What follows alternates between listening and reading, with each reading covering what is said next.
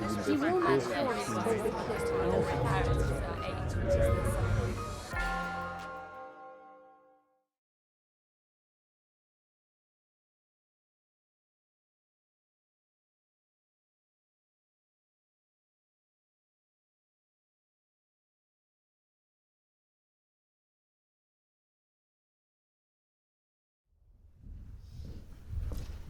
Lady Harriet was ready to sink, supported herself by the back of a chair, my Lord Harry upon his knees assuring her. Oh, Eliza, my dear. Lord, the sweet girl, she's so infected. Oh, indeed, Mamma. Lady Harriet's distress has so overcome me. But pray, go on, Madame. Lord Harry on his knees assuring her that... Come, Tab, lay by your book and let us off to bed. You've read me to sleep already. Oh, Eliza, my dear, your father speaks. Pshaw, Eliza, truly, yeah. Every girl named Bet must be called Eliza nowadays. And Suki here. What the devil have you contrived to make of her name? Oh, it was all along off you as to how she was christened so inelegant. Oh, well, then I'll try and mend it. Here, Miss Susina, please to give me your candle. Aye. Tab, put up your book, for you see you've overcome us all. Indeed, I cannot possibly shut the book at such an interesting crisis, brother. It's enough to provoke a saint to see how these cursed novels interrupt the whole order of one's house. I can either go to dinner, supper, or to bed. If you happen to be in a damned interesting crisis, as you call it. At your time of life, Sister Tabitha, you ought to have done with such things. My time of life, sir? Yes, sister. I was in hopes when I invited you into my family, you would have set my girls a good example, have taught them to have been good housewives and fitted them to make honest, respectable men happy as virtuous, decent wives, not made them heads lumber garrets for a circulating library. I am sure as our sister Tabitha has improved us all monstrously since she come among us. Except yourself, indeed, and taught my gals taste and sentiment and sensibility. Sensibility for what? To blubber and roar over distresses that never existed, and steel your hearts against that which surrounds us? Could I collect more than a crown amongst you all the other day for poor Bob Martin, his distressed wife and 7 children, all ill at once, and not a shilling to buy them necessities, because truly their distress wasn't elegant. And when I remonstrated at your unfeelingness, I was put off with, Lord, sir, one can't relieve everybody. Brother, by heavens! You are enough to provoke the patience of Job with your absurdities. Amongst all other plagues, I wonder whether Job's wife and daughters read novels and subscribed to a circulating library. Abominable! Never mind him, sister, for you knows as how this is always my husband's gimminy-gomminy way. That's right, wife. Sending me out with the girls is a ridiculous old fellow for wishing to conduct my family by the rules of common sense. They will fly for my authority and protection into the arms of a couple of scoundrels who will take them for the sake of their fortunes. And Sister Tab will enlist under the banners of some Irish ensign. To be sure, sir, it would be a pity to disappoint such expectations. But whilst you render yourself obnoxious to every idea of delicate susceptibility and be the tyrant that No, madam, if I cannot guide my family by affection, I disclaim controlling it by force. So, good night. Come, Susina, give me your candle. And if you all chance to sit up reading about Lady Harriet and Lord Harry and the Duchess of Devildom all till breakfast time tomorrow morning, that's all one. So, good night. Oh, Lord, how vulgar. He has neither feeling, nor taste, nor gentility, with his strange conjobbing notions of things. I declare the man has so deranged my every idea. It is always his ridiculous way, sister.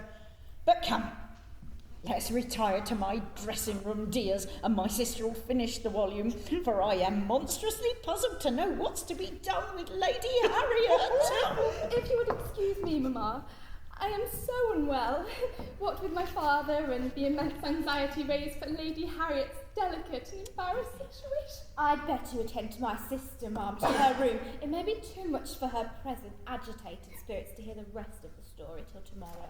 Certainly, my dear. Oh, how amiable is her sensibility. Yes, Yes, let Mr. Sturdy talk about common sense and dull matters of fact. Give me events of a life totally unexpected, totally adapted to genius and enthusiasm. I will attend you therefore, sister, for I cannot sleep till I know how Lady Harriet escapes the situation and entanglements we left her in. Oh, no, nor I neither. So recover your spirits, my sweet Eliza. Oh, yes, ma'am, we've a receipt for that presently. Oh, so far from it, sister, that I am terrified at the idea of this elopement of ours tonight, and I am almost determined upon retracting my promise to Mr. Bentley. I feel so frightened and so alarmed. Lord, why should you be so, sister, trembling, agitated and frightened out of your wits at your very shadow, like Lady Louisa, my dear, all nerve, whilst I am all life, vivacity and expectation, with spirit enough to jump into the charming fellow's arms out of a 2 pair of stairs window if I cannot make my way to the street door. Oh, well, Nanny, what news? Are we not near the hour? Not yet, miss. If you will step in and secure your jewels, I've packed everything else. By that time, Frank will have taken these things away and gone to bed. And then you may return and meet your 2 gentlemen. Oh, Nanny, I never shall be able to go. Oh, bless you, miss. You'll change your tone when that handsome Mr. Bentley appears. Aye, so she will, Nanny. For my part, I'm ready to jump out of my skin for... Oh, well, come in, Frank. We're going, put things by, and get you to bed. Let's see. Aha! This is the very story. Aye, here it is. Where was all that fine love between Lady Harriet and Lord Harry? Oh, Dod! I don't wonder now the lady sits reading all day and all night, sends me flying backwards and forwards like a shuttlecock to the circulating bookshop.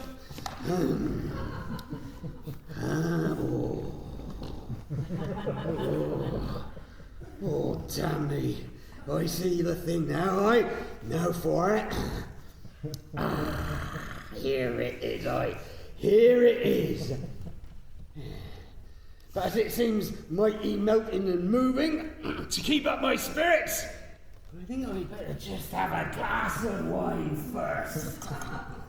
So, my lovely, beauteous Lady Harriet, my lords and ladies, the whole set of you, here's my service to ye. Now for it. Oh, Lord Frank, where are you at? I thought you'd moved these things and been and gone to bed. Aye, but I hadn't, you see. Here, come and sit down. Come and sit down. Take a glass of wine. Here, I'll read you such a fine love story. Will make your ears tingle again, my girl. Here, between a Lady Harriet and a lord... Between a fiddlestick's end. I have something else to do. Come on, off with you, pray, sir. What? Are you going downstairs to let your sweetheart in at the street door, eh? Sweethearts, indeed. This fellow's head runs on nothing else lately.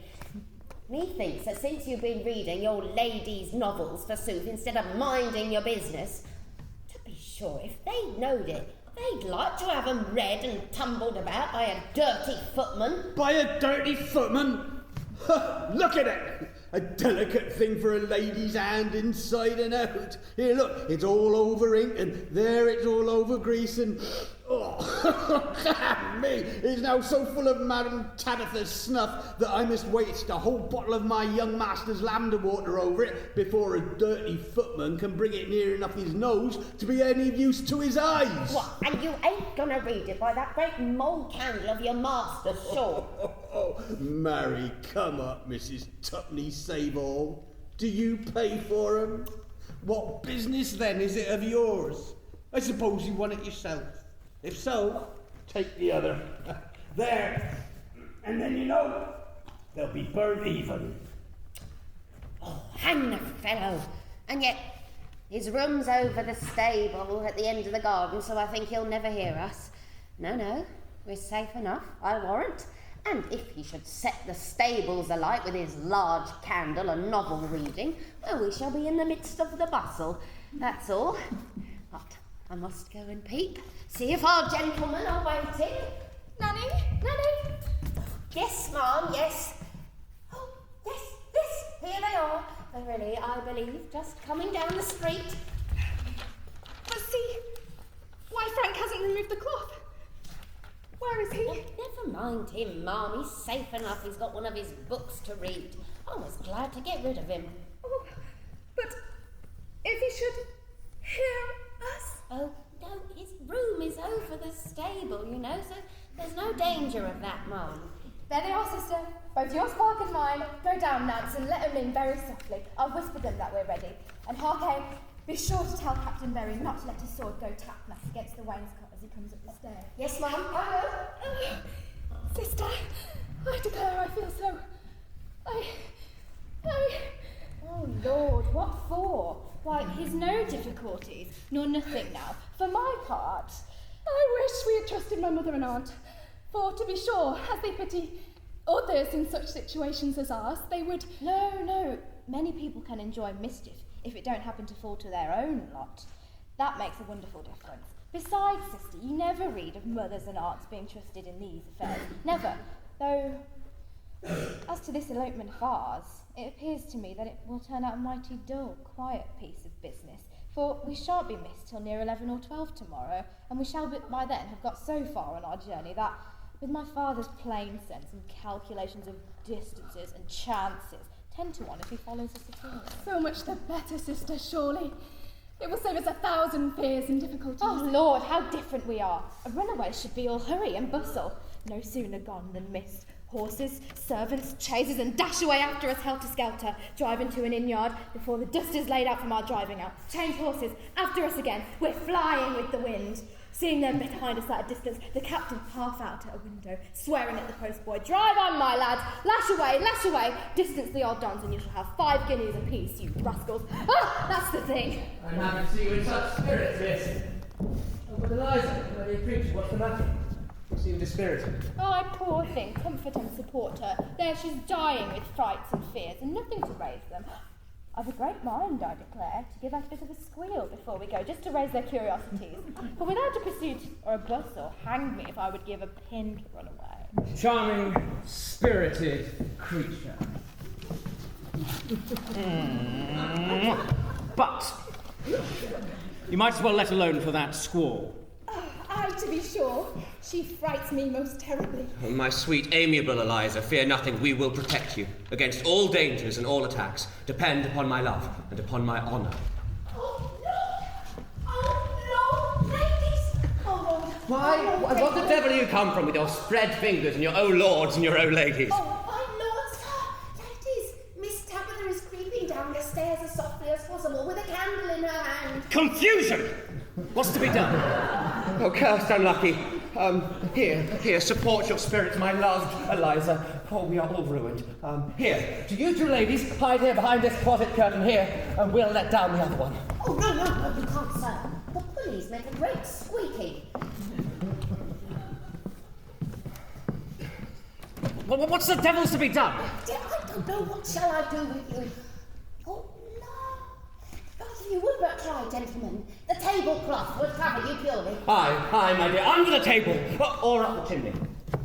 Come, Mary, under you go, man, under with you, and I'll follow. But what will you do with yourself, child? You'd better come with us. Oh, you hide yourselves. I'll take care of myself in a minute. Coming down the stairs.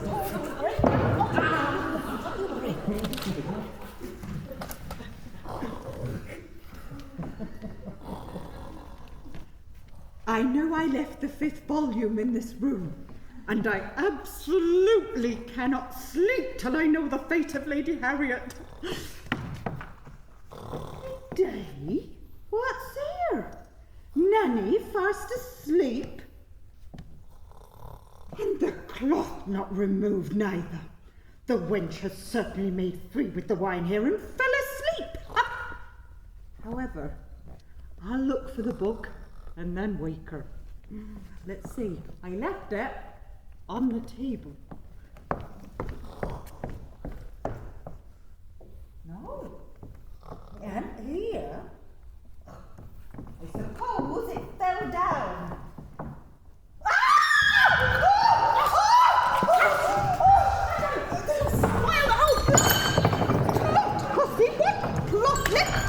thieves into the house and... Oh, madam, do these gentlemen look like thieves to you? Dear madam.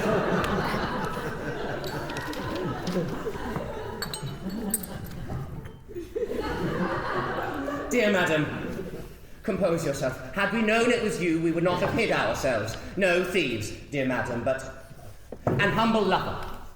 And his friend. Lover? Bless me. What means this? So novel and extraordinary. Oh, yes, madam. But didn't you expect us? Expect you? How could I? What? Didn't you receive my letter, dear madam? Oh, why, Nanny, how's this? How came you not to give my lady your letter? My letter to your lady? Yes, madam, I wrote you a most tender letter. 6 weeks have I done nothing but watch this house and watched your coming in and your going out, but diffident. Yes, madam, he's extremely diffident. The most cunning dog in the world. Yes, prodigious handsome. Really, sir, I am thunderstruck. I never saw you before, to my knowledge, and, Indeed. Ma'am, I beg your pardon for not being able to give you the letter, but, Mum, you were so engaged and you always kept me at such a distance. I always keep servants so. Yes, Mum. So I was flustered and I didn't have the confidence to give you the letter. You see? You hear, madam? That would have explained my passion, my love, and the dear object of it. Vastly handsome man indeed. The uncommon circumstances attending it, and my reasons for coming here at this time of night. But, madam, your unfortunately not expecting us has, I fear, ruined the whole business. Egad, I wish I'd thought of this myself. If anything more interrupts our chance with the girl, Aunt Tab's no bad corps de reserve. Yes, madam, my poor friend's situation without your kind wishes is, I fear, desperate. Indeed, gentlemen, for it is impossible not to believe you are such. I am so amazed at this adventure, I know not what to say. To be sure, such things have happened, and I should be sorry to treat either of you improperly or harshly, but yet I cannot comprehend why... No, undoubtedly, madam. No, had you received my friend's letter, there was a full explanation of the whole affair. Sir? Yet your unfortunate scream, madam, should it have alarmed the family, and though to yourself, yet any explanation to others on the subject would... might be highly improper. Highly improper. Well then, I will delay all further curiosity till tomorrow, when perhaps I shall hear from you. So, what will he do now? Tomorrow. Oh, madam, might. No, it is too much to expect, and I must leave you forever. Such is the necessity of the case. If I cannot have an opportunity this very night to explain particulars, I can never see you more. Indeed? You raise my astonishment still more, sir. It may. It must seem romantic to you, madam, and perhaps highly improbable. But so it is. My friend leaves England tomorrow morning, madam, early, to attend upon his father, Sir George, now dying at Paris. His father, Sir George. Yet, if you would consent to what I hardly dare mention. Sir? I have a sister who lives in the next street. There is a carriage at her door. If you would suffer me to conduct you to it, I could then, without fear of interruption... I cannot possibly, dear sir, be guilty of such an impropriety. Oh, to be sure, Dear madam, there can be no harm of danger, for myself and this gentleman will attend you with Mr. Bentley. What? Do you know this gentleman then, Nanny? Dear, to be sure. And Captain Berry here too. Do, dear madam, let me prevail. You must be convinced you are perfectly safe. And the exigency... Yes, Bentley, I am sure the lady will see the propriety of this step. Let me assure you, madam. Well, Nanny, lend me your arm. And if you'll promise not to leave me, Nanny, why, then I think I There can be no impropriety in only going to the next street, and to your sisters, too. None, my dear. Charming, angelic, condescending. Oh, madam, you rivet my heart. Eternally. Come in.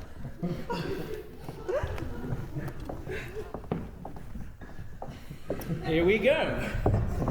Love at first sight or delicate sensibilities?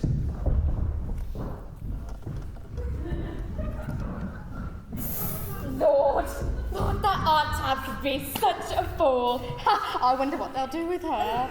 To be sure, she certainly thinks Bentley's in love with her. Certainly, but if they don't come back to us now... Oh, here they come. Here they come! Well, what have you done with Aunt Tab? Why, we had nothing else for it, so we clapped her into one of the post stations with Thomas and gave him orders to drive like the devil with her through the turnpike and wait on the road beyond for our arrival in the other. Charming! What her folly richly deserved. But come, my dear girls, for fear of any more interruptions owing to her cursed squalling, let's leave a clear coast. Oh, sir! Oh, sir! Oh, I'm afraid it's impossible now, for I find my master and mistress are coming down the stairs yonder with some of the servants, and the rest are coming up. Oh, the whole house is in an uproar. There's no possible escape now, except out the window. Mercy on us! My gowns and 2 gentlemen? What's all this? And Nanny, where's my dear sister Tabitha? Why, Ma'am, I'm very sorry to say it, Ma'am, but Miss Tabitha is gone off. Gone off? And with a footman, Ma'am. And these gentlemen here, they were going by, and my young ladies and I, Mum, we begged for their assistance, and so, Mum, these gentlemen very kindly walked in because my poor darlings were so frightened. Yes, and so, and so, Mum. And so, ma'am, please hold your peace, for I believe not one word of all this fine story. It's too evident to me the design of these gentlemen was to run away with my 2 girls. What hand Miss Tab had in it, I don't know. Sir, let me entreat your patience, and I will... Oh, sir, forgive us. Rise, children. I don't blame you. Your mother and your aunts are most at fault. It is evidence, gentlemen. Your addresses could not have reached this crisis without your having attached the inclinations of my daughters. And if you can provide yourselves of respectable connections, in such a situation I may not, perhaps, withhold my consent. Well, as to that, sir, I cannot answer for my friend here, but for me, if I can't have the eclat of running away with a lady, I despise being led to a church mechanically, with consents, settlements, parchments, and pin monies. Old gentleman. No, sir, your servants, come along, Jack. Well, sir, why don't you follow your friend's example? Because I'm ashamed of it, sir. Totally unworthy of your kindness. Yet, sir, your liberality demand this humiliating confession. What, sir? Are not you the son of Sir George? I confess I am not, madam, but the son of an honest, respectable man of business, embarrassed by my extravagancies. Yet, let the wish to relieve his situation plead as an extenuation for my conduct, and give me leave to assure you, madam, that the man who wishes to persuade you to act as to plunge a dagger in a worthy parent's bosom will most probably plant only thorns in yours. I feel too sensibly, sir, the force of your reproach. Oh, it is a self-reproach, madam. And yet my affection for you, culpable as I am, is genuine and sincere. Dine with me tomorrow, and if you can prove the truth of your assertions and sincerely wish to reform, the means shall not be wanting. I'll place you in my counting house before night. And as for my gal... Oh, very pretty, truly. You need for to talk of me and sister Tabitha. Take him into your counting house, truly. Yes, he'll count for you with a vengeance. I dare be vowed for it. Madam, I confess I but too much deserve your ill opinion, yet is there that wretch who could dash the cup of mercy from his lips when offered by the hand of such benevolence? Oh, well, Frank, have you heard any tidings of my sister? Yes, ma'am. I went after the 2 post-chaises, in one of which was Miss Tabitha and this gentleman's companion. Well, Captain Berry. Yes, sir. I went up and insisted on speaking to Mrs. Tabitha, who said she was very much obliged to you, madam, but bid me return and tell you it was very well, then laughed. And then the captain ordered the post-boys to drive on. Indeed, sir. I'm very sorry. Indeed, I am not. I'm sure I'm heartily glad to have escaped him. A noble captain truly bent upon running away. Oh, dear me. I'm so surprised. I'm not surprised at all. Aunt Tabitha did it to revenge herself upon Bentley, and Captain Berry to revenge himself, I fancy, upon dear Aunt Tab. Indeed, I fear he has. Well, girls, tonight you've had an escape indeed, and I hope it will be ever serviceable to you through the rest of your lives to consider of and not to furnish materials for a novel so dangerous as the events of our half-hour after supper.